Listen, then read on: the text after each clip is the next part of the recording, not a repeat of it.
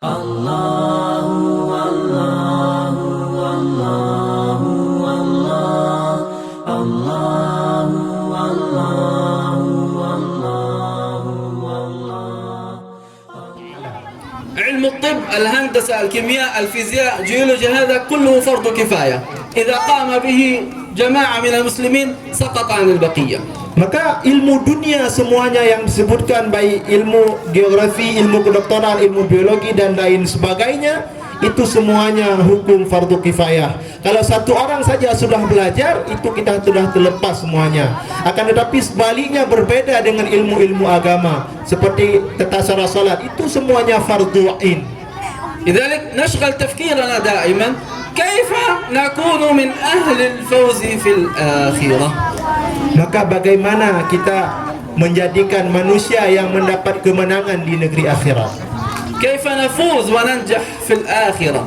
Bagaimana kita harus sukses di negeri akhirat kelak? هذا ما يجب أن يشغل تفكيرنا، ليس هاتف جديد، سيارة جديدة، موتور جديد، أي شيء جديد ينتجه الغرب. Itu yang perlu kita pikirkan. Bagaimana untuk mensukseskan diri kita untuk akhirat, untuk pulang ke negeri akhirat. Jangan selalu kita pikirkan yang bahwa apa yang perlu kita ikuti di dunia, HP baru, motor baru, mobil baru dan lain sebagainya. Hal-hal yang tidak perlu. Yang perlu kita ingat adalah bagaimana kesuksesan kita di negeri akhirat. نختم في مسألة الأخلاق. الأخلاق هي السجية أو الفطرة أو هي الحالة التي يكون عليها الإنسان وراسخة في قلبه وفكره. Maka akhlak, kita akhiri dengan akhlak. Maka dengan akhlak tersebut dia akan membagus semua kelakuan kita, baik tata cara kita berfikir dan tata cara kita berbuat dan lain sebagainya. لو تفكرنا في أحوالنا كلما بعد الناس عن الدين كلما فسدت أخلاقهم والعياذ بالله. Maka sesiapa saja yang jauh daripada ilmu dan agama, maka tentu saja dia sudah hancur akhlaknya. الآن صراحة يعني حقيقة كنت في أولي كريم عند موقف هذا لبو ميراح في أولي كريم. الآن كان الإشارة حمراء ثم هناك من يقطع الطريق، حدث حادث بين جوالتين. الناس كلهم ينظرون ولا يتحرك أحد، هناك من يسقط على الأرض وهناك الدم على الأرض وهناك من تكسر جوالته وكل الناس في لمبوميرة ينظرون، لا أحد يتحرك لمساعدة، لا أحد يتحرك. بل إن عندما ذهبت لمعالجة هذا الأمر بعض السيارات أصلا هو يمشي في طريقه ولا ينتظر حتى أنا أمر حتى أساعد الناس. Maka perlu kita ketahui, pernah kejadian di satu tempat yaitu di Ulai Karing, di mana ada satu orang yang kecelakaan di lampu merah Ulai Karing tersebut. Maka ketika itu beliau sedang berjalan, di mana beliau melihat orang kecelakaan tersebut sedang jatuh dan darahnya sudah bercucuran darahnya di motor dan di jalan.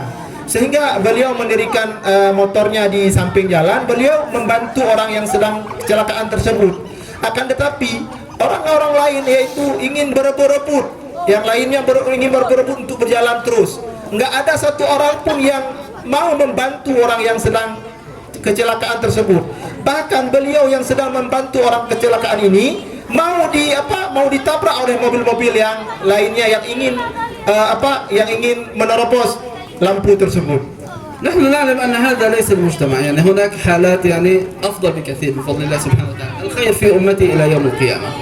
Maka yang perlu kita bahas itu tentang masalah akhlak. Bagaimana akhlak kita sesama manusia di saat kita melihat seperti itu, bagaimana akhlak kita. Maka itu semuanya dapat kita saksikan di hari kiamat kelak di hadapan Allah Subhanahu wa taala. موقف آخر الآن في الطريق إما نحن أو غيرنا نتجول في الطريق نجد أن من هناك من يلقي قمامة من شباك السيارة إلى الشارع، ينظف السيارة ويلقي في الشارع. من رأى منكم هذا أو فعل هذا؟ Maka satu adab lagi yang dapat kita lihat yang bahwa kita sering terjadi yang bahwa kita membuang sampah demi membersihkan mobil, kita membuang sampah di jalan-jalan. Sampah yang di dalam mobil langsung kita lempar keluar di jalan-jalan ataupun di tempat-tempat umum yang lainnya demi untuk bersih mobil kita saja. Bagaimana akhlak kita sesama manusia? Bagaimana akhlak kita dengan lingkungan sekitar kita? Itu yang terjadi kita sekarang ini, yaitu di tempat kita. طيب حالة أخرى عندما تكون إشارة حمراء لا ممرة ثم تجد كثير من الناس يكسر هذه الإشارة ويتجاوز هذا لا يستطيع أن ينتظر دقيقة واحدة لا يستطيع ينتظر بل إنه ممكن يسبب حادث أو يسبب في مصيبة أو يسبب في شيء آخر لناس آخرون وهو ليس عنده مسؤولية أن ينتظر دقيقة واحدة حتى تفتح إشارة خضراء. Perumpamaan yang lainnya, di mana orang yang sedang berjalan di lampu merah, kebiasaannya mereka berhenti sejenak di saat lampu merah sedang menyala. Akan tetapi yang terjadi sekarang ini, mereka tidak mau berhenti, tidak mau berhenti walaupun 2 menit saja ataupun 1 menit saja. Padahal kalau kita fikirkan akhlak sesama saja, itu kan dapat membahayakan yang lainnya bila seandainya kita menerobos lampu merah tersebut. Alhamdulillah la ahaduna yaf'al dhalik, sahih? Insyaallah di sini tidak ada yang melakukan yang seperti itu, insyaallah. Insyaallah. Alhamdulillah, sah? Enggak ada orang ini. Ya, insyaallah enggak ada di sini, insyaallah. Insyaallah. Al-mas'alah hadits Nabi sallallahu alaihi wasallam.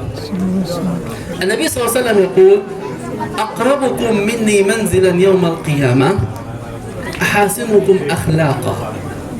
Maka Rasulullah sallallahu alaihi wasallam mengatakan yang bahwa yang paling dekat denganku di hari kiamat yaitu orang yang bagus akhlaknya.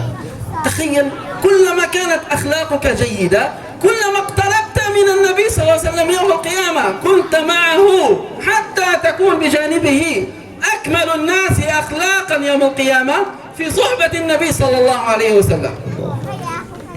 Maka Rasulullah sallallahu alaihi wasallam sangat mencintai orang-orang yang bagus akhlaknya, sehingga Rasulullah sallallahu alaihi wasallam meletakkan orang-orang yang paling bagus akhlaknya di samping beliau. نحن لا نتحدث عن بوليسي CCTV، نتحدث عن النبي، دين، عقيدة، أخلاق. Kita tidak membahas tentang masalah polisi, akan tetapi kita membahas tentang akhlak, kita membahas tentang agama, bagaimana kita di akhirat kelak nantinya. كثير من الناس إذا موجود CCTV هو مؤدب ومحترم ما شاء الله، إذا لا يوجد CCTV أو بوليسي يفعل ما يشاء كأن ليس هناك رقيب، الله لا يراه. Kita seolah-olah kalau ada CCTV kita selalu disiplin, kalau ada polisi selalu disiplin. Akan tetapi kita tidak berfikir yang bahwa Allah Subhanahu wa taala yang Maha melihat segala perbuatan yang kita lakukan. نخاف من المخلوق ولا خاف من الخالق، مصيبة. Kita takut kepada manusia, tidak takut kepada Allah, itu musibah. الخوف من الله ولمن خاف مقام ربه جنتان. Maka siapa saja yang takut kepada Allah Subhanahu wa taala, syurga diberikan kepadanya. وأما من خاف مقام ربه ونهى النفس عن الهوى فإن الجنة هي المأوى. Maka siapa saja yang takut kepada Allah Subhanahu wa taala, syurga Jannatul Ma'wa sudah disediakan kepadanya. لا تخاف من الناس، لا تخاف أن يرضى الناس، لا تخاف أن يرى ويسعد الناس. الخوف من الله فقط، أن يراك على معصية، أن يراك في مكروه، أو يراك الله سبحانه وتعالى تفعل الحرام. Maka jangan sekali-kali kita takut kepada manusia, akan tetapi takutlah kepada Allah Subhanahu wa taala. Allah Subhanahu wa taala Maha melihat. Allah Subhanahu wa taala